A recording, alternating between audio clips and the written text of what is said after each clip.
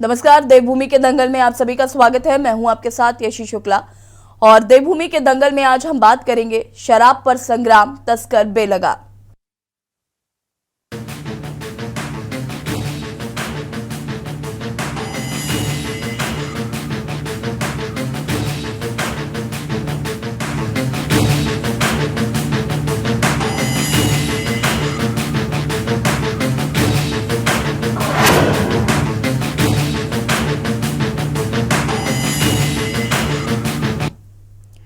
आज से नया वित्तीय वर्ष शुरू हो गया है। ये नया वित्तीय वर्ष आम जन के लिए महंगाई का बोझ बढ़ाकर आया है। उत्तराखंड में एक तरफ जहां आज से बिजली, पानी, टोल टैक्स, कूड़ा उठाने का यूजेज चार्ज तक महंगा हो गया है, तो दूसरी तरफ आज से उत्तराखंड में शराब सस्ती हो गई। सरकार का तर्क है कि तस्करी को रोकने के लिए सरकार ने शराब के दामों को कम किया है। एक तरफ जहां सरकार शराब सस्ती करने के पीछे तस्करी को रोकने की वजह बता रही है, तो दूसरी तरफ उत्तराखंड में शराब तस्करी रुक ही नहीं रही है। बड़े पैमाने पर शराब की तस्करी पहाड़ से लेकर मैदान तक जारी है। ऐसा ही कुछ देहरादून के रानी पोखरी में देखने को मिला है।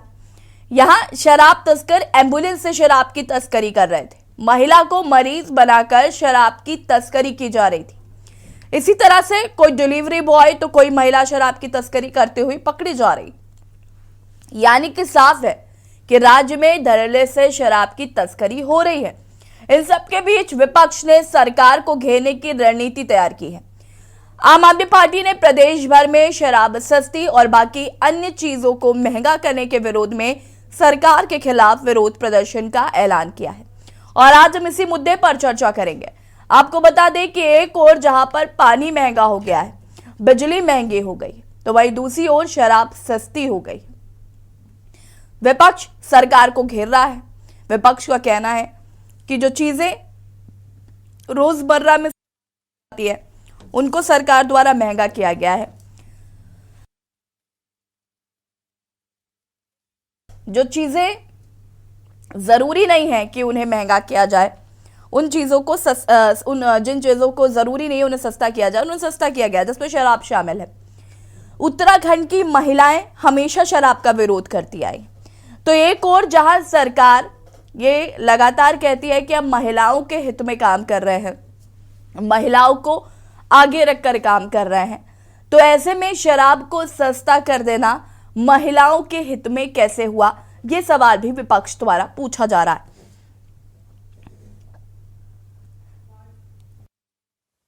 इसमें ऐसा है कि कल रात साढ़े 12 बजे के लगभग रानी पोखरी थाने अपने थाना गेट के सामने बैरियर लेवल चेक कर रहे थे वाहनों की जी। उस समय एक एम्बुलेंस जो है, एक ओमनी जो एम्बुलेंस है UK04 के 1463, इसमें ये एम्बुलेंस रानी बजाते हुए आ रही थी। इनको शक हुआ जब रोड खाली है, कोई ट्रैफिक है नहीं, बहुत कम ट्रैफिक है, साइन बजाने का कोई मतलब है नहीं, तो उनको शक के आधार पर उन्होंने एम्बुलेंस को रोका। रोकने पर जो है एक महिला शराब की 20 पेटियों के ऊपर लेटी हुई थी, उसको चादर बिछा करके लेटी हुई थी। और जब चेक किया तो वास्तव में इसमें शराब मिली, देसी शराब है। और ये देहरादून से जो है रानी पोखरी क्षेत्र के आगे उस क्षेत्र में जो है बेचने जा रहे थे। इसमें 4 अभियुक्त हैं। बेसिकली सब ये ऋषिकेश के रहने वाले हैं और इसमें एक रवीना भटनागर महिला है। इसके खिलाफ जो है 7 तो आबकारी के मामले हैं और 2 NDPS के मामले हैं। आज 1 अप्रैल है, यानी कि उत्तराखंड वासियों के लिए अमृतकाल शुरू हो चुका है। आज ही के दिन से लागू होंगी बिजली की बढ़ी हुई दरें, यानी कि 13.25 की जो टैरिफ की नई दरें आई हैं, उस हिसाब से जनता की जेब में डाका डाला जाएगा। आज से पानी की नई दरें लागू होंगी, यानी कि पानी महंगा होगा और शराब आज से सस्ती होगी प्रदेश के अंदर। और रोडवेज यानी कि परिवहन का भी किराया महंगा कर दिया गया है, तो वो एक अलग से खर्चा। उसके अलावा खाद्यान्न महंगा, गैस सिलेंडर महंगी, पेट्रोल डीजल महंगा, यानी कि सुनहरा काल शुरू हो चुका है। अच्छे दिन आ चुके हैं और पंजाब का अनुसरण करते करते अब उत्तराखंड को भी नशे में डुबाने की पूरी इस सरकार की तैयारी है। जारी का एक काला कारनामा आज अध्याय पे लिखा गया है कि जिसमें खाद्य सामग्री और तमाम हमारी टोल टैक्स से लेकर के बसों के किराए से लेकर के और आपका किताबों से लेकर के तमाम चीज़ें हमारी महंगी कर दी गई हैं और शराब सस्ती कर दी गई। तो ये एक बहुत हास्यास्पद लगता है कि सरकार किस ओर इस प्रदेश को ले जाना चाहती है। एक और तो कहते हैं कि प्रदेश को नशा मुक्त बनाने की बात करते हैं और दूसरी ओर शराब को सस्ता करके घर घर शराब पहुंचाने की बात करते हैं। और हाईकोर्ट की फटकार लगने के बाद भी कितनी बड़ी विडंबना है कि हाईकोर्ट की फटकार लगने के बावजूद भी सरकार ने इस ओर कोई ध्यान नहीं दिया और हाईकोर्ट इसका संज्ञान ले रहा है। और प्रदेश की जनता इस समय टकटकी लगाई इस प्रदेश सरकार को देख रही है कि हमारी खाद्य सामग्री सस्ती कब होंगी, गैस सिलेंडर के दाम कब होंगे, पेट्रोल डीजल के दाम कब होंगे, किताबों के ऊपर जो इन्होंने परसेंट लगाया उसके ऊपर बिजली और पानी के जो दाम आज से इन्होंने बढ़ाने शुरू किए हैं उसको देख लीजिए। गूगल के ऊपर भी जो पेटीएम करेगा उसके ऊपर भी 1.1 जो है टैक्स लगेगा। तो इस प्रदेश को इस प्रदेश की जो सरकार है वो कहाँ ले जाना चाहती है? धामी सरकार को इस वक्त इस प्रदेश की जनता की कोई चिंता नहीं है कि हमारी सरकार ने, अगर आप देखें तो उज्ज्वला गैस के कनेक्शन के तहत बिल्कुल फ्री जो है गैस कनेक्शन भी दिए हैं, साथ में मुफ्त राशन हम पूरे जो है वो दी जा रही है। पीएम जो आवास योजना है वो आवास योजना के तहत बेघरों को घर दिए जा रहे हैं। तो ये योजनाएं जो है हमारी धरातल पर काम कर रही है और पूरी गरीबी से उबारने के लिए हमने पूरे आर्थिक जो है हमारी जो सहायता जो गरीबों के लिए कल्याणकारी जो योजनाएं हैं वो योजनाएं चल रही हैं। साथ में रही इसकी बात, ये जो आबकारी नीति के तहत जो है ये योजना जो है वो चलती है और साथ में जो आबकारी जो विभाग है वो तय करता है। वो अपने हर विभाग चाहता है कि हमारी जो विभाग की जो योजना है वो जो है उसको लाभ मिले। एक्साइज के मैटर में आज ये ओपन कर दिया है कि हम जो है जो नई प्रपोज्ड टाइम टेबल के साथ आए थे उस पर ये कह दिया है कि 5 तारीख तक जो भी हमारी ऑक्शन प्रोसीडिंग है उसको हम कंप्लीट कर लें और कल 11 बजे तक हम जो है टेंडर के लिए ऑक्शन के लिए जो निविदा है वो हम उसको विज्ञापित कर लेंगे। चूँकि स्टेटस को होने से हमें थोड़ी तकलीफ तो हो गई थी कि हमें एक रेवेन्यू का बहुत 11 करोड़ रुपए पर डे का लगभग नुकसान होने की संभावनाएं थी। और आज माननीय उच्च न्यायालय ने सरकार की बात को सुना और सरकार को राहत दी है और ये कहा है कि जो भी डेफिशिएंसीज जो पिटिशनर है उसने अपनी रिट पिटिशन में कहा था उसको हमने ऑटोमेटिकली उसको रिजॉल्व कर दिया है और रिट पिटिशन को भी आज डिस्पोज ऑफ कर दिया गया है। जी हाँ, तो शराब सस्ती हो गई है, पानी महंगा हो गया है, बिजली की दरें बढ़ गई हैं, तो ये कहीं ना कहीं उत्तराखंड वासियों के लिए एक बड़ा झटका है। शराब तस्करी को रोकने के लिए शराब सस्ती की गई है, ये तर्क दिया गया है सरकार की तरफ से, लेकिन इसके बावजूद भी उत्तराखंड में तस्करी रुक नहीं रही है। कभी एम्बुलेंस से शराब ढोई जाती है तो कभी महिलाएं शराब तस्करी में पकड़ी जाती है तो कभी युवा पकड़े जाते हैं। तो आखिर शराब सस्ता करने के पीछे सरकार की मंशा क्या है? विपक्ष का कहना है कि अपने राजस्व को बढ़ाने के लिए शराब को सस्ता किया गया और इसकी वजह से युवाओं को बलि का बकरा बना दिया गया है, क्योंकि युवा जो है उत्तराखंड में नशे के आदी ना हो, ये मुहिम तो चलाई जा रही है, लेकिन शराब सस्ती होगी तो क्या इससे युवा नशा नहीं करेंगे? तमाम सवाल हैं और आज हम इसी पर बातचीत भी करेंगे। मेहमान हमारे साथ जुड़ चुके हैं, उनसे भी आपका हम परिचय करा देते हैं और ये समझने की कोशिश करते हैं कि पानी महंगा क्यों और शराब सस्ती क्यों। हमारे साथ आशीष सौतियाल जी कांग्रेस प्रवक्ता जुड़ चुके हैं, पीसी थपलिया जी वरिष्ठ शिवकेरी नेता हमारे साथ जुड़ चुके हैं, शिव भट्ट सेमवाल जी माफ कीजिएगा शिव भट्ट अधिवक्ता नैनीताल हाईकोर्ट से हमारे साथ जुड़ चुके हैं और कुलदीप राणा जी हमारे वरिष्ठ पत्रकार हमारे साथ जुड़ चुके हैं। आप सभी का बहुत बहुत स्वागत है और सबसे पहले शुरुआत मैं आप ही से करना चाहूंगी कुलदीप जी। विपक्ष बहुत बातें कर रहा है, बहुत सारी चीजें देखने को मिल रही है, लेकिन ये बात कहीं ना कहीं किसी के भी गले के नीचे नहीं उतरेगी कि उत्तराखंड में पानी की कमी हो गई है क्या, जो पानी महंगा हो गया है। एक और जहां उत्तराखंड को ऊर्जा प्रदेश कहते हैं तो बिजली महंगी कर दी गई, फिर शराब सस्ती क्यों? ये सवाल आज सभी के मन में है, उत्तराखंड वासियों के मन में है। आपने बहुत मौजूदा हालात पर बहुत सटीक सवाल आपने किया है और ये उत्तराखंड में शराब का मुद्दा ये कोई आज या कल का मुद्दा नहीं है।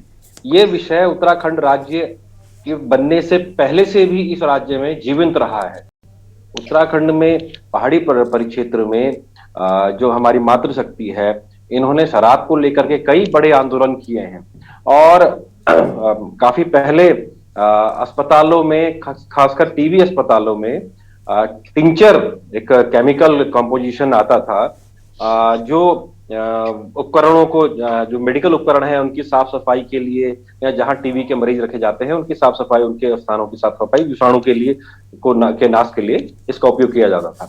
वहीं कुछ लोग इसका शराब में भी उपयोग करते थे और पहाड़ों में ये बहुत ज्यादा प्रचलन में आ गया था। तो इसके लिए एक महिला ने आंदोलन किया, एक पहाड़ी महिला ने, और आगे चल करके उनका नाम ही टिंचर के खिलाफ जो आंदोलन रहा तो टिंचरी देवी के नाम से वो प्रसिद्ध हुई। और इस तरह से पहाड़ में बड़े आंदोलन हुए। आज भी पहाड़ों में शराब को लेकर के कहीं ना कहीं रोजाना अखबारों में ये खबरें निकल करके आती हैं कि फलाने क्षेत्र में, फलाने गांव में शराब को लेकर के आंदोलन हुआ। और इसमें सबसे बड़ी बात यह है कि महिलाओं की भूमिका होती है। लेकिन विडंबना यह भी है कि जब शराब को लेकर के, शराब के ऑक्शन होते हैं या सरकारों में, सरकार शराब की दुकानों के आवंटन को लेकर के ऑक्शन करती है, या कहीं इस तरह की कानूनी पकड़ में जब शराब तस्कर पकड़े जाते हैं, तो वहां भी ये बड़ी विडंबना है कि महिलाएं देखने को मिलती हैं। लेकिन उत्तराखंड के संदर्भ में चीजें अब धीरे धीरे चीजें जागरूकता की तरफ बढ़ती जा रही हैं। लेकिन समस्या क्या है कि सरकार का पक्ष यहां पर स्पष्ट नहीं दिखता है। यहाँ एक बड़ा विषय मैं आप लोगों के सामने रखना चाहूंगा, और जो मुझसे वरिष्ठ लोग हैं शायद विषय से दिखते भी होंगे, कि उत्तर प्रदेश, उत्तराखंड में शराब आबकारी विभाग तो है, लेकिन 22 साल हो जाने के बावजूद भी अभी तक उत्तराखंड में मद्य निषेध विभाग नहीं है। इस विभाग का गठन नहीं किया गया है। और मैं आपको इसी उत्तर प्रदेश की एक घटना बताता हूं, काफी पुरानी ये घटना है। मुझे उप मंत्री का नाम ध्यान नहीं आ रहा है, लेकिन एक बार ऐसा विषय आया था कि उत्तर प्रदेश में आबकारी मंत्री को ही मद्य निषेध विभाग भी सौंप दिया गया था। और उत्तर प्रदेश की विधानसभा में इस विषय पर इतना हंगामा हुआ कि चालू सत्र में ही सरकार को मद्य निषेध विभाग आबकारी मंत्री से हटा करके नए मंत्री को देना पड़ा। एक नए मंत्री को जो है वो विभाग सौंपा गया। लेकिन उत्तराखंड की स्थिति यह है कि यहाँ शराब की बिक्री को लेकर के तो तमाम नियम, कायदे, कानून, लोग कोर्ट भी जाते हैं, तमाम एक्टिविस्ट खड़े भी हो जाते हैं, चर्चाएं भी होती हैं, हम लोग यहाँ भी बैठ के चर्चा कर रहे हैं। लेकिन आज तक कभी किसी ने यह प्रयास नहीं किया कि मद्य निषेध विभाग भी उत्तराखंड में अस्तित्व में है या नहीं है, इस पर भी चर्चा कर ली जाए। और यह विभाग न सिर्फ शराब को रोकने के लिए काम करता है, बल्कि जो अवैध शराब में, जो जहरीली शराब, क्योंकि उत्तराखंड में इसका बड़ा प्रकोप अब देखने को मिल रहा है। अभी 2-2.5 महीने पहले रुड़की के पास कुछ जहरीली शराब से कुछ लोगों की मृत्यु हुई। यहीं देहरादून में अभी एक 1-1.5 वर्ष पहले 7-8 लोगों की यहाँ मृत्यु हो गई थी जहरीली शराब पीने से। और एक बड़ा कांड ये उभर करके सामने आया है, जिसमें कुछ राजनीतिक दलों के कार्यकर्ता भी शामिल थे और तमाम लोग इसमें शामिल थे। तो विडंबना यह है कि सरकार का ध्यान इस तरफ नहीं है, यहाँ सरकार कटघरे में दिखाई देती है। दूसरा, रेवेन्यू को लेकर के जो उत्तराखंड की स्थिति है, जैसा आपने कहा कि पानी महंगा, बिजली महंगी, शराब महंगी, शराब सस्ती, तो अब ये तर्क का कितना सटीक है कि ये गले नहीं उतरता है कि शराब सस्ती कर देने से जो है शराब तस्करी रुक जाएगी। क्योंकि अगर हम आंकड़े उठाकर देखते हैं पुलिस विभाग के, तो इतनी ज्यादा शराबें यहाँ पकड़ी जाती हैं। और उत्तराखंड के जो नेबरिंग स्टेट हैं, उनके मुकाबले उत्तराखंड में खासकर बॉर्डर्स पे यहाँ एक बड़ी संलिप्तता नजर आती है। इसमें कानून के रक्षक भी शामिल हैं, राजनीतिक दलों के रक्षक भी शामिल हैं, तमाम लोग इसमें शामिल हैं जो इसमें संलिप्त पाए जाते हैं। लेकिन तमाम दावों के बावजूद भी सरकार के ये सारे जो इस पर क्रियाशीलता होनी चाहिए वो नाकाफी दिखाई देती हैं और सवाल खड़े करती हैं। कुलदीप जी, इसका जवाब भी मैं जपेन जी से लेते चलती हूँ। जपेन जी हमारे साथ जुड़ चुके हैं, भारतीय जनता पार्टी के प्रवक्ता हैं। जपेन जी, बहुत स्वागत है आपका की न्यूज में। विपक्ष की भूमिका पर मैं बात करूंगी, विपक्ष के जो यहाँ पर प्रवक्ता बैठे हैं मैं उनसे बात करूंगी, लेकिन कुछ सवाल जो है वो विपक्ष के पहले एक एक जिम्मेदार पत्रकार होने के नाते मैं पूछना चाहती हूँ बेंजी, और जैसे कि कुलदीप राणा जी ने भी पूछे, मैं चाहूंगी कि आप उनके जवाब दें अगर आपने कुलदीप राणा जी को सुना है। और मेरा सवाल तो यही है कि पानी महंगा कैसे हो सकता है, बिजली महंगी कैसे हो सकती है और शराब सस्ती कैसे हो सकती है? देखिए, यहाँ इस चर्चा में ये तथ्य तो बिल्कुल निकल कर सामने आया कि निश्चित तौर पर शराब निषेध होनी चाहिए, और ये शराब की बोतल के ऊपर भी ये कहीं ना कहीं ये इंडिकेशन दिया हुआ होता है, वार्निंग दी होती है कि शराब पीना स्वास्थ्य के लिए हानिकारक है। अब अगर हम देखें आज़ादी के बाद से, तो बहुत सी स्टेट्स के अंदर ये एक एक्सपेरिमेंट हुआ कि उन्हें बिल्कुल ड्राई रखा गया, और एक समय में हमारा उत्तराखंड या उत्तर प्रदेश का ये जो देवभूमि है, इस क्षेत्र को भी ड्राई रखने का प्रयास किया। लेकिन होता क्या है कि जब जो हमारे आसपास के राज्य हैं, आसपास के राज्यों से तस्करी बढ़ जाती है, अवैध शराब का कारोबार बढ़ जाता है। हम सबको पता है कि शराब पीना सेहत के लिए हानिकारक है, लेकिन जनता, आम जनमानस फिर भी शराब पीती है। एक मजदूर जो अपना कड़ा पसीना बहा के मजदूरी करने के बाद मजदूरी लेता है, तो लेकिन वो बिना नशाखोरी के नहीं रहता है। हम देखते हैं कि सबसे ज्यादा भीड़ ठेकों पर होती है। ये भी एक कटु सत्य है जिससे हम अपने आप को बचा नहीं सकते हैं। अब क्योंकि उत्तराखंड जैसे राज्य में, संवेदनशील राज्य में, यहाँ जो तस्करी की जो संभावनाएं लोगों को ज्यादा नजर आती हैं, तो उनके मद्देनजर निश्चित तौर पर ये नीति बनानी पड़ती है, और ये नीति बनानी आवश्यक है। समय की कोई भी सरकार होगी वो नहीं चाहेगी कि कभी उत्तराखंड के अंदर शराब की तस्करी हो, अराजक तत्वों की आवाजाही हो, और शराब के जो कारोबार है उसकी वजह से, क्योंकि उसमें एक आम या शरीफ आदमी तो उसमें इन्वॉल्व होता नहीं है। अवैध शराब के कारोबार में अपराधियों का ही उसमें बोलबाला होता है। तो उत्तराखंड को अपराध मुक्त बनाने के लिए, लॉ एंड ऑर्डर की स्थिति को बेहतर रखने के लिए, ये हमारी मजबूरी भी है कि हम अन्य राज्यों की उपेक्षा तस्करी का कोई भी ऐसा मौका ना आने दें कि जिसकी वजह से उत्तराखंड के अंदर अपराधियों की आमद हो या अवैध शराब का यहाँ कारोबार पनपे। तो ये एक बहुत एक परफेक्ट रणनीति के तहत ये योजनाएं सारी बनाई जाती हैं, और उसी के मद्देनजर ये रेट निर्धारित किए जाते हैं।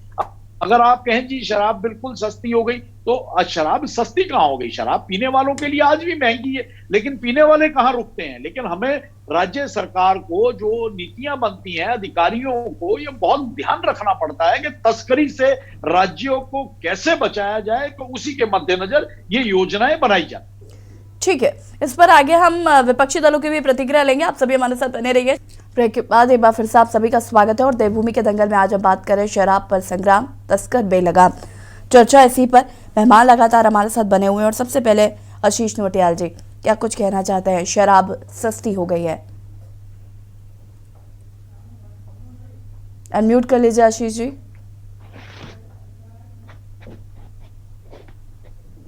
हो गया ना जी, आवाज आ रही है? जी जी हाँ, सबसे पहले मैं भाजपा के प्रवक्ता जतिंदर भाई को बहुत बहुत शुभकामनाएं दूंगा। जब सब कुछ महंगा हो रहा है तो आपने शराब का रेट कम करके अपने कुछ सहयोगियों को कुछ राहत पहुंचाने की कोशिश करी कि वो ठंड भूल जाए, गर्म भूल जाए, बस पिए, मस्त रहें, और उनको रेट का, खाने का, पीने का कोई ध्यान ना आए। तो इसके लिए आपको बहुत शुभकामनाएं। जनता मांग क्या रही थी? आज जनता की मांग है कम दाम पर गैस सिलेंडर मिल जाए, आटा मिल जाए, चावल मिल जाए, इलाज सस्ता मिले, बिजली पानी सस्ता मिले, जो जनरल जीवन यापन की जो चीजें होती हैं। पर सरकार ने टैक्स कम किया, सस्ता किया शराब को। सरकार की आखिर मंशा क्या है? उसके ऊपर आप देखिए, मैं कुछ दिन पहले पढ़ा था सर, 1 रुपए गाय के लिए और 1 रुपए किसी चीज के लिए रखा तो ज्यादा अच्छा होता। आप 100 रुपए अगर रेट कम होने थे, पहले तो आपने रेट अपने पास से कम किए, अगर रेट कम होने ही थे तो आप इसमें 100 रुपए कोई महिलाओं के उत्थान के लिए, बच्चों के उत्थान के लिए, किसी चीज के लिए रखते तो ज्यादा अच्छा होता। देखें, जनता की समस्या को समझें और पहचानें। आज जनता क्या चाहती है, सच्चाई है। आप उस दर्द को समझें उस आदमी के जो बेचारे घर में ढंग से खाना नहीं खा पा रहे हैं। आज भी ऐसे लोग इस समाज में रहते हैं जो 5 से 8 हजार रुपए तनख्वाह ले रहे हैं। किस प्रकार अपना घर चलाएंगे? कैसे उनका घर चलेगा? बिजली के बिल देखें आप, जब पहले कभी 100 वाट के बल्ब जला करते थे तो बिजली के बिल 250-300 रुपए आया करते थे। आज जब बल्ब 6 वाट, 4 वाट, 10 वाट के हो गए हैं तो बिजली के बिल 2.5, 3, 4, 5 हजार तक आने लग गए हैं। अगर इतना बिजली का ही बिल देगा आदमी तो किस प्रकार अपना जीवन यापन करेगा।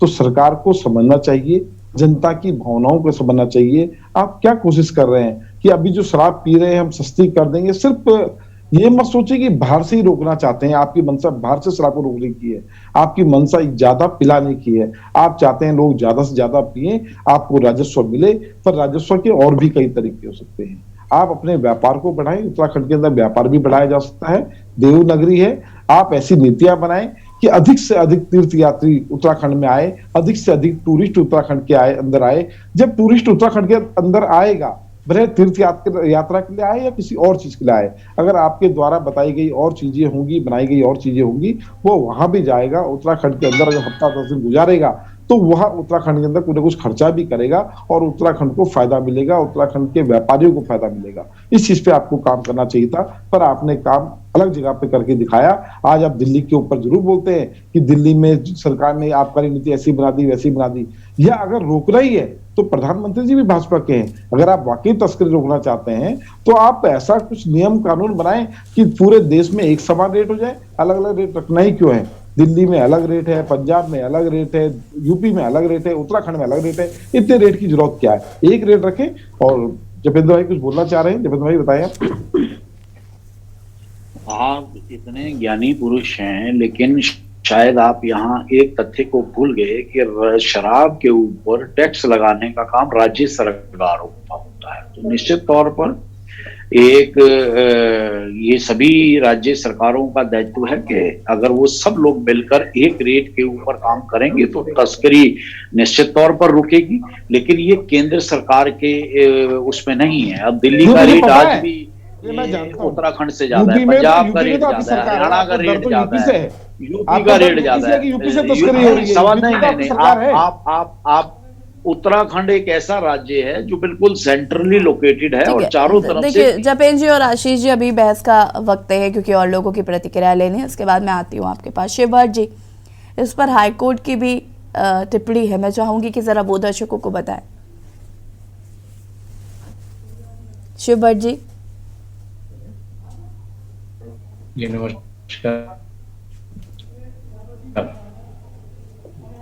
शिवभट्ट जी, आप सुन पा रहे हैं मुझे? जो एक्साइज पॉलिसी, हाँ जी जी कंटिन्यू करिए। हाँ जी, उत्तराखंड गवर्नमेंट और प्लस उत्तराखंड हाईकोर्ट ने भी बार बार कहा है कि जो आप शराब की जो कर रहे हैं, जो कम कर रहे हैं, जिससे शराबी ज़्यादा बन रहे हैं लोग, उसको आप एक पॉलिसी लाएं ताकि उसको रोका जा सके। लेकिन इसके उल्टा जो अभी एक्साइज पॉलिसी आई है 18.2 क्लॉज जो इनका है 18.2A, जो इंडिया मेड फॉरेन लिकर है, उसमें इन्होंने जो स्लैब्स दिए रहते हैं पर बोतल के हिसाब से 30 रुपए बोतल, पूरी स्लैब्स ठीक है, लेकिन जो लास्ट के स्लैब्स है 300 से 500 रुपए के, उसमें इन्होंने एक्साइज ड्यूटी घटा के 660 से, पिछले साल 660 थी, अब 600 कर दी है। और ऐसे ही जो 500 रुपए से ऊपर की जो बोतल थी उसमें 798 थे पिछले साल, जो कि अब 625 कर दी। तो ये एक तरफ दर्शा रहा है कि क्या बोलते, आप ज़्यादा से ज़्यादा महंगी शराब पिए, वो हमने सस्ती कर दी है, आप महंगी शराब पिए। This it should not be like this. Public policy है तो पब्लिक पॉलिसी में आपको बढ़ाना चाहिए रेट, ना कि कम करने चाहिए।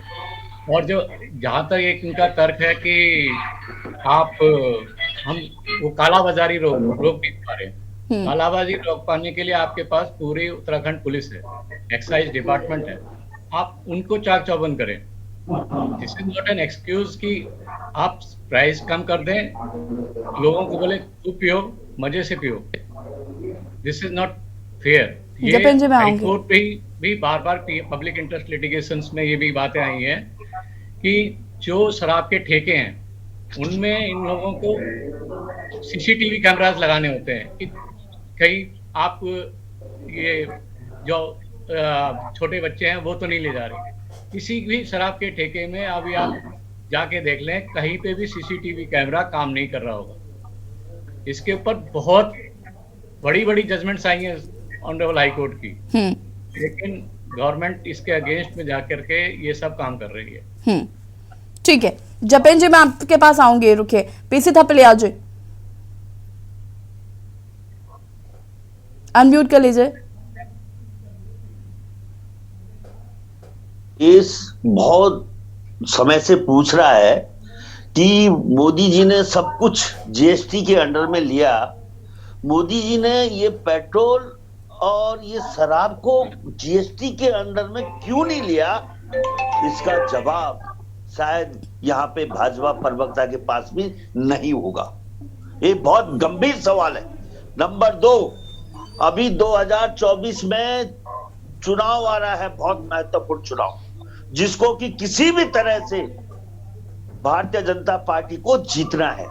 तो इसके लिए जो उनकी रणनीति बनी है, क्योंकि जनता को बहुत प्रचुर मात्रा में शराब पिलानी है, तो शराब का सस्ता होना बहुत जरूरी है, नहीं तो बहुत ज्यादा एक्सपेंडिचर। देखिए, सबसे धनवान पार्टी है आज भाजपा, उन्होंने बाकी पार्टियों को कंगाल कर दिया नोटबंदी के माध्यम से। अब बात आती है कि हमारे मुख्यमंत्री जी हर किसी योजना को जो कुछ भी अगर छीनते भी हैं तो बोलते हैं यशस्वी प्रधानमंत्री की कृपा से हम ये कर रहे हैं। इसमें ये भी यशस्वी प्रधान, बिकॉज यहाँ पे कुछ भी सरकार नाम की चीज नहीं है। जो कुछ निर्देश दिल्ली से मिलते हैं माफिया प्रस्त राजनीति के माध्यम से वही यहाँ पे अनुकरणीय किए जाते हैं। आप ये देखिए, जो कुछ भी आज पानी और बिजली जो उत्तराखंड का प्रमुख संसाधन है, हमारा अपना, जिसके हम मालिक हैं, उसको ये महंगा करके बेच रहे हैं, और जिसके हम मालिक नहीं है उसको ये यहाँ पे उसकी मात्रा बढ़ाकर आपको इनका एक मकसद है कि हमको नशेड़ी बनाना जनता को और निकम्मा बनाना। क्योंकि आपने देखा होगा कि अडानी पोर्ट में कितना बड़ा जखीरा पकड़ा गया था ड्रग्स का, जिसका आज दिन तक कोई खोजबीन नहीं की। भारतीय जनता पार्टी एक बड़े षड्यंत्र के माध्यम से इस देश की 80% जनता को खत्म करने की कगार पे, किस तरह से हमें भिखारी बना रहे हैं, हर चीज को महंगा करके, और राशन फ्री। अभी देखा नहीं भाजपा प्रवक्ता क्या बोल रही थी, हम उज्ज्वला में दे रहे हैं, हम राशन फ्री दे रहे हैं, हम फलाना कर रहे हैं। अरे तुम जनता को अपनी टांगों पे खड़ा करने के लिए रोजगार और जो स्वास्थ्य सुविधाएं तुम्हें देनी चाहिए थी, जो शिक्षा हमें देनी थी, वो नहीं देंगे। सैनिक बहुल्य राज्य है उत्तराखंड, और सैनिक बहुल्य राज्य में इन्होंने जो सैनिकों के साथ धोखा किया, बेचारे सीधे साधे भोले भाले, उन्हीं के नाम पे ये चुनाव लड़ते हैं, और उन्हीं की शराब पे उत्तराखंड की सरकार पर बोतल 150 रुपए लेती है। 150 उनके खून पसीने से नोचती है, उनकी थाली से नोचती है, और 150 रुपए पर बोतल महंगा लेती है, और इधर समग्र रूप से सस्ता करके उन फौजियों को जिनको थोड़ा बहुत ठीक है, सम्मान इस पर आगे हम विस्तार से चर्चा करेंगे। आप सभी हमारे साथ बने रहिए। ब्रेक के बाद एक बार फिर से आप सभी का स्वागत है, और बात कर रहे हैं शराब पर जिस तरीके से सस्ती कर दी गई है और तस्कर पर लगाम लगाने के लिए कहा जा रहा है कि ये शराब को सस्ता किया गया है। विपक्ष तमाम सवाल खड़े कर रहा है, चर्चा में इसी पर कर रहे हैं लगातार। साधना जी का मैं यहाँ पर रुख करना चाहूंगी। साधना जी क्या कुछ कहना चाहती है? शराब सस्ती हो गई है, ऐसे में तमाम विपक्षी दल भी यहाँ पर सरकार को घेर रहे हैं। देखिए, ऐसा है, शराब सस्ती करके महिलाओं का ही घर बर्बाद होता है। महिलाएं इसके लिए आंदोलन चलाती हैं और महिलाएं इसको ज्यादा भुगतती हैं। जब देखते हैं कभी शराबों की लाइन में वो शराब पी के आते, गरीब आदमी हो या बड़ा आदमी हो, वो घर में आके महिलाओं से मारपीट करते हैं और घर का खर्चा बढ़ाते हैं। तो इसलिए बहुत आवश्यक है कि शराब सस्ती होनी चाहिए। और बिजली की देखिए दरें उन्होंने इतनी ज्यादा बढ़ा दी, हम पर यूनिट देखिए 83 पैसे का यूनिट दे रहे हैं, टैक्स दे रहे हैं। कितनी गलत बात है कि हर जहाँ कई राज्यों में बिजली फ्री दी जा रही है, हम सब्सिडी के नाम पे 83 पैसे सब्सिडी दी जा रही है, और हम अपने उसमें राज्य में 83 पैसे प्रति यूनिट टैक्स दे रहे हैं बिजली पे। तो कि बिजली महंगी होने से तो बहुत गलत हुआ है, और बिजली महंगी, पानी महंगा, ऊपर से गैस महंगी, महिला के लिए घर चलाना बहुत ज्यादा मुश्किल हो गया है। इसलिए आवश्यकता यही है कि आप बिजली, पानी, और ये जैसे अरविंद केजरीवाल की सरकार ने दिया है फ्री, ऐसे ही और राज्य में भी दी गई है, उसी फ्री बिजली पानी दीजिए, और गैस को इसको सस्ता करिए, और शराब को तो बिल्कुल ही हटाइए यहाँ से। शराब का भी इन्होंने इतना बुरा हाल किया हुआ है, मोबाइल वैन चल रही है जगह जगह पे, और लोग शराब पी के घर बर्बाद कर रहे हैं। वहाँ पे अभी तो इलेक्शन में भी टाइम है, इलेक्शन के टाइम में और घर घर जाएगी। तो आपको इस पे जरूर अंकुश लगाना चाहिए। और कम से कम शराब के लिए जो मोबाइल वैन चलाएंगे, इतना आसान कर दिया शराब पीना, तो वो और भी कठिन वो है, उसमें जरूर अंकुश लगना चाहिए। और नहीं तो महिला आंदोलन करेंगी इसके लिए, और बड़े कदम नहीं उठाएंगे तो सरकार, तो हमें कदम उठाना पड़ेंगे। बिल्कुल। जपेंद्र जी है क्या हमारे साथ? ठीक है, जपेंद्र जी से शायद अभी संपर्क नहीं हो पा रहे, उन्हें फिर से संपर्क करने की हम कोशिश करते हैं। आशीष नौटियाल जी, जिस तरीके से यहाँ पर तर्क दिया जा रहा है कि हमने जिस तस्करी पर लगाम लगाने के लिए शराब को सस्ता किया है, तमाम सवाल खड़े हो रहे हैं कि आप क्या अपने प्रशासन पर ही सवाल उठा रहे हैं कि आपका प्रशासन इतना निकम्मा है, नकारा है कि वो काम नहीं करता और उसकी वजह से आपको शराब सस्ती करनी पड़ी। दूसरी बात, जैसे कि अभी साधना जी ने भी कही कि महिलाओं का ही घर बर्बाद होता है, तो ये कैसी हितैषी हुई पार्टी महिला की, इस पर आपको क्या कहना है? देखिए, हर बात में भाजपा महिला संगठन का आगे आ जाना, आभार रैलियां निकालना। अभी देखिए, आपने कुछ टाइम पहले पे अगर वो सस्ता वो किया, इन्होंने नया जो ये बनाया नकल विरोधी कानून, तो आभार रैलियां निकली। इस बार ऐसा क्या कारण हो गया 20% तक रेट कम हुए, ना तो आभार रैली निकल रही है, ना इन्होंने सच में बोला ये कि हमारे यशस्वी प्रधानमंत्री जी के नेतृत्व में राज्य ने तरक्की करते हुए 20% शराब के दाम कम किए, ऐसा भी नहीं बोला। तो चोर की दाढ़ी में तिनका, इनको पता है इन्होंने सही नहीं किया, ये गलत कर रहे हैं अपने किसी को फायदा देने के लिए, अपने लोगों को ही फायदा देने के लिए। और ज्यादा से ज्यादा देखिए, शराब एक ऐसी चीज मानी जाती है कि आप नशे में रहें और सब कुछ भूल जाएं। तो हो सकता है इनका ये सोचा इन्होंने कि ज्यादा से ज्यादा लोग पिएंगे, सरकार को तो अपना राजस्व मिल जाएगा। जिसको 1 बोतल खरीदनी है वो 2 बोतल खरीद लेगा, सरकार को फायदा मिलेगा, उसको राजस्व ज्यादा मिलेगा कि 20% को रेट कम किए, वो तो 2 बोतल खरीदेगा। ज्यादा से ज्यादा लोग पिएंगे तो सरकार को फायदा मिलेगा। और दूसरा, जैसे भी थपलाल जी ने बताया कि लोकसभा के चुनाव नजदीक आने वाले हैं, सही बात है, लोकसभा और साथ में नगर निगम के भी चुनाव नजदीक आने वाले हैं। और सबसे ज्यादा अगर चुनावों में कुछ यूज होता है, पैसा लगाया जाता है, तो वो शराब के ऊपर लगाया जाता है। तो कहीं ना कहीं देखिए, शराब के दाम अगर उत्तराखंड अंदर कम होंगे तो खुद भी इनको बाहर से नहीं लानी पड़ेगी, बाहर से लाते और इनको जवाब देना मुश्किल पड़ जाता। ठीक है, मैडम आवाज आ रही है? हाँ, जपेंद्र जी से जवाब ले लेते हैं जरा। जपेंद्र जी जवाब दीजिए। और अभी शिव भट्ट जी ने कहा कि हाईकोर्ट ने भी इस पर अपनी टिप्पणी दी है और उन्होंने कहा कि ये जो शराब सस्ते करने वाला कॉन्सेप्ट है, ये हाईकोर्ट कोर्ट को भी मंजूर नहीं है। क्या कहना चाहते हैं? ये नहीं निकलेगी इस बार, शराब का दाम बहुत कम हुआ है। हमारे साथी प्रवक्ताओं के ज्ञान पर, या हम ये कहें कि महाज्ञान पर निश्चित तौर पे ही एक बहुत बड़ी चर्चा हो जानी चाहिए। हमारे साथी प्रवक्ताओं को, या हम ये कहें कि हमारे महाज्ञानी प्रवक्ताओं को, क्या ये सिर्फ आज के युग में ये मदिरापान हो रहा है? भाई, ये सिर्फ कलयुग में नहीं हो रहा है, या ये सिर्फ उत्तराखंड में नहीं हो रहा है। जपेंद्र जी, अगर किसी भी युग में हो रहा है, किसी भी युग में हो रहा हो, अगर शराब नुकसानदायक है, जैसे कि आपने खुद ही कहा कि उसमें लिखा होता है शराब हानिकारक है, तो हम क्या मतलब युगों युगों से जो चीज चली आ रही है उसको हम कंटिन्यू फॉलो अप करते रहेंगे? भेड़ चाल में तो हम नहीं जी रहे ना। हमारे पास तो इतनी बुद्धि है कि हमें समझ में आता है क्या गलत है क्या सही है।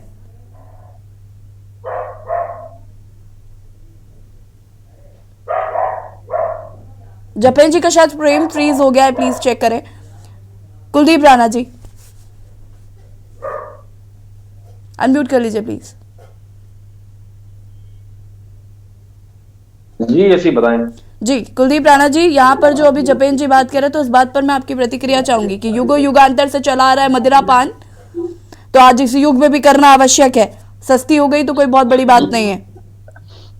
देखिए, जैसी यहाँ चर्चा में मैं राजनीतिक दलों के प्रवक्ताओं को सुन रहा था, और खासकर मैं भाजपा और कांग्रेस दोनों को कटघरे में खड़ा करूंगा। वो इसलिए क्योंकि ये दोनों ही इन दोनों ही दलों की सरकारें राज्य में रही। अगर आज भाजपा सरकार शराब को सस्ती करने के कारण कटघरे में है, तो हरीश रावत की सरकार का जो डनिश प्रकरण है वो कोई प्रदेश के लिए पुण्य प्रसाद नहीं था। और अभी जितने सवाल कांग्रेस के प्रवक्ता ने यहाँ पर बात कही, तो मैं यही सोच रहा था कि अगर चुनाव में इतनी तमाम सारी चीजें होती हैं तो कांग्रेस की पार्टी भी चुनाव लड़ती है, कांग्रेस की पार्टी ने भी चुनाव लड़े होंगे, तो क्या ये एक ही राजनीतिक दल के पास रहे होंगे? इसका मतलब कहीं ना कहीं तमाम राजनीतिक दलों की इन विषयों पर, इन मुद्दों पर, चाहे चुनाव के विषय हो या तमाम मुद्दों पर हो, आपसी सहभागिता, आपसी एक तरीके से एक वैचारिक वो तो एक है, ये दिख रहा है, अभी ये दिख गया, स्पष्ट हो गया यहाँ पे। हम इस बात करना चाहेंगे जी। दूसरी बात यसी यहाँ पर यह है कि मैं दोनों प्रवक्ताओं ने, क्योंकि सत्ता पक्ष में इस समय भाजपा है और विपक्ष में कांग्रेस है, और इससे पहले वो कांग्रेस भी 2 बार सत्ता में रही है, मैंने पहले भी ये बात कही थी, इन दोनों प्रवक्ताओं ने तमाम बातें कही, लेकिन यह बात नहीं कही कि उत्तराखंड में आज भी मद्य निषेध विभाग क्यों नहीं बनाया गया है। जपेन जी जवाब दीजिए जरा। कल्याण अधिकारी के तहत, विभाग के तहत। ठीक है कुलदीप जी, 1 सेकंड रुकिएगा प्लीज। क्यों नहीं की गई? जपेन जी जवाब दीजिए। जिस विभाग की ये हमारे साथी बात कर रहे हैं, तो यहाँ एक्साइज डिपार्टमेंट ही अब तक वो काम करता आ रहा है कि प्रदेश के अंदर अवैध शराब ना आए, जहरीली शराब का उत्पादन ना हो, नशाखोरी के ऊपर रोक कैसे लगाई जाए। तो इसमें अब तक उसमें राजस्व विभाग का ही, आबकारी विभाग का ही उसमें सहयोग लिया जाता रहा है और आबकारी विभाग के इंस्पेक्टर ही उस कार्य को अंजाम।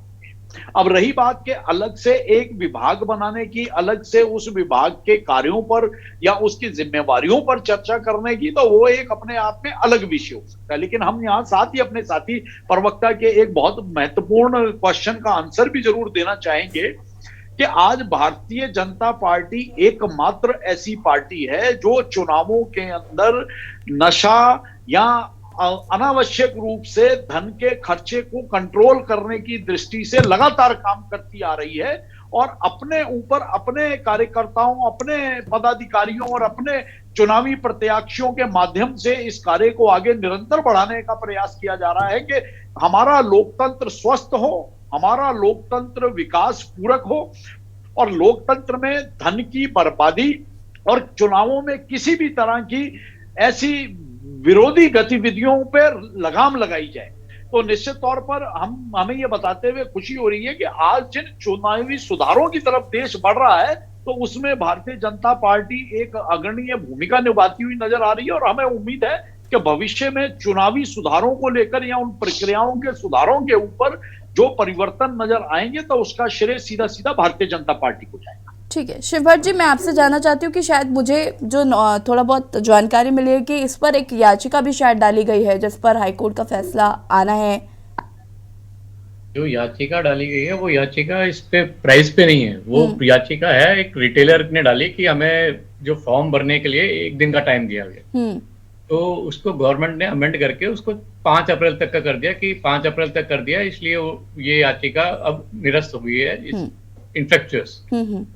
तो याचिका उस संदर्भ में नहीं है कि प्राइस कम किया जाए, उसके लिए अलग से पब्लिक इंटरेस्ट लिटिगेशन डालनी चाहिए। जो भी समाज सेवी व्यक्ति हैं उनको डालनी चाहिए कि ये एक्साइज ड्यूटी जो कम करी है इन्होंने 300 से 500 और 500 से ऊपर की दर शराब की बोतलों में, उससे एक्साइज ड्यूटी इनकी राजस्व कम हो रहा है, बढ़ नहीं रहा है, कम हो रहा है। और कम होने की वजह से अगर प्राइस कम हो रहे हैं तो लोग ज्यादा पिएंगे, लोग ज्यादा पिएंगे तो वो इनडायरेक्ट वे से बोल रहे हैं कि हमारा उसमें फायदा होगा कि ज्यादा बिकेगी तो पैसे ज्यादा आएंगे, जबकि एक्साइज ड्यूटी तो ऑलरेडी कम कर चुके हैं। नहीं, यहाँ थोड़ा सा गलत, यहाँ ये अगर आप गलत है। इनका सेक्शन 18.2A देखें, इंडिया मेड फॉरेन लिकर, मैंने पूरी एक्साइज पॉलिसी इनकी पढ़ी है, पिछले साल की भी पढ़ी है, इस साल की भी पढ़ी है।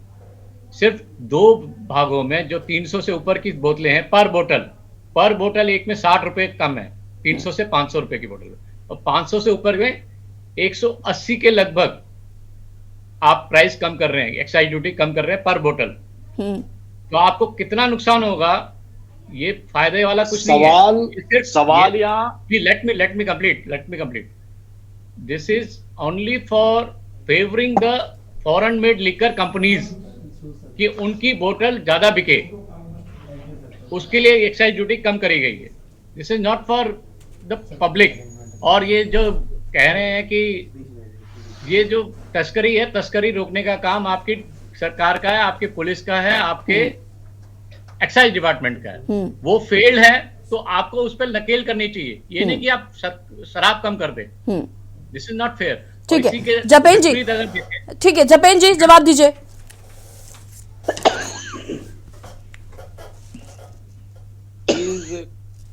जपेन जी जवाब दीजिए। This point is related with smuggling. अब आपने कह दिया कि उसके लिए आपके पास विभाग हैं, ठीक है। Intellectual mindset and common mindset is totally different.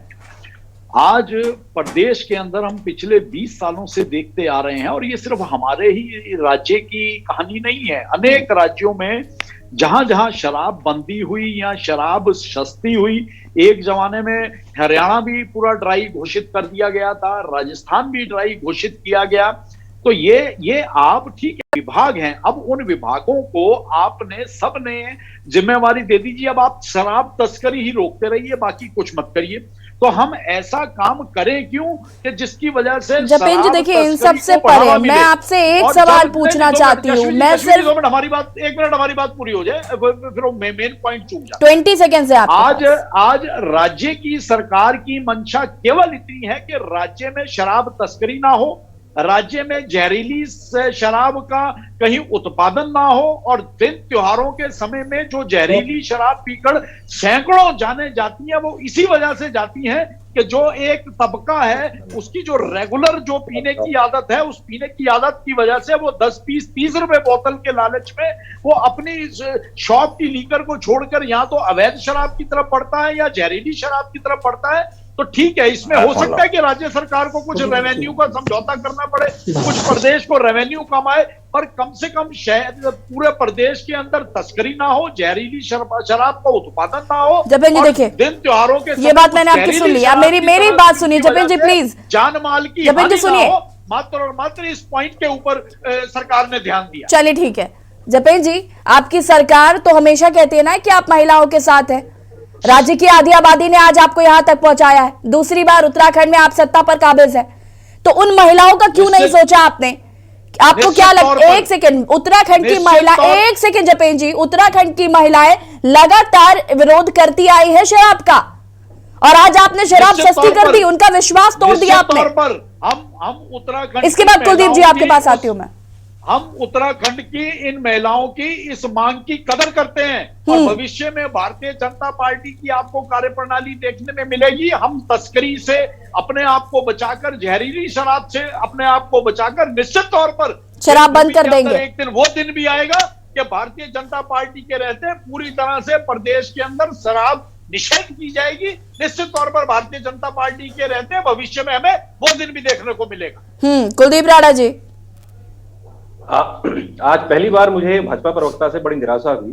Bhajpa प्रवक्ता यहाँ पे बैठे थे तो सरकार का पक्ष रखने के लिए, लेकिन उनकी बातों से लगा कि उन्हें सरकार की योजनाओं की और सरकार की नीतियों की और सरकारी नीतियों की जानकारी नहीं है।